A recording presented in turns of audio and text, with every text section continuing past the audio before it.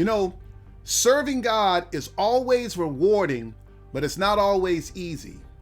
There are those assignments that you get from God that are difficult, but there are also some assignments that have a particular degree of intensity. And if you've ever had one of those, you probably know what I'm talking about. But I want you to understand on today that even the Lord knows what you're going through. Let me show you something.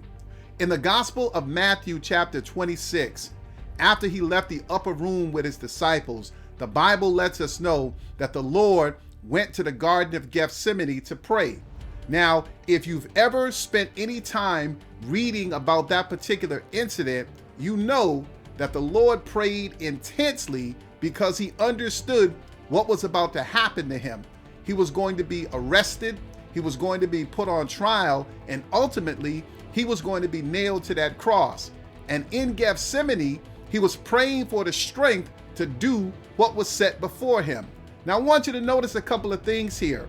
There are some who will tell you, just pray about it and leave it in the Lord's hands. But I'm a witness to let you know that some things you can't just pray about one time. If you notice, the Lord prayed on 3 separate occasions to get the job done. He was having what I call a Gethsemane moment. And Gethsemane moments are those instances where you have to pray until you have resolved in your spirit that you're going to do what God wants you to do.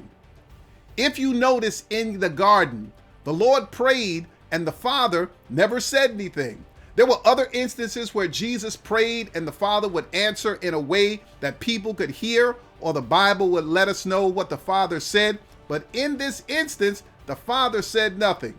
But even though the Father didn't say anything, Christ still understood what he wanted him to do. The same thing will be true for you and I. It may appear that God has gone silent. It might appear that God is distant. But you know what? You can pray in such a way that even if God doesn't say anything to you, you still know what he wants. And not only do you know what he wants, you can pray until it is resolved in your spirit. Brother or sister, I don't know what God has called you to. It might be an assignment. It might be to forgive somebody. But I want to let you know that when you go to Gethsemane, pray until God has given you the strength.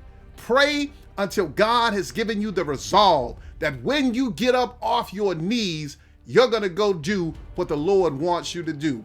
Listen, if you've been blessed by what I've talked about here on today, do me a favor. Hit that subscribe button, hit that notification bell, become a part of my channel, and help me build God's kingdom here on earth.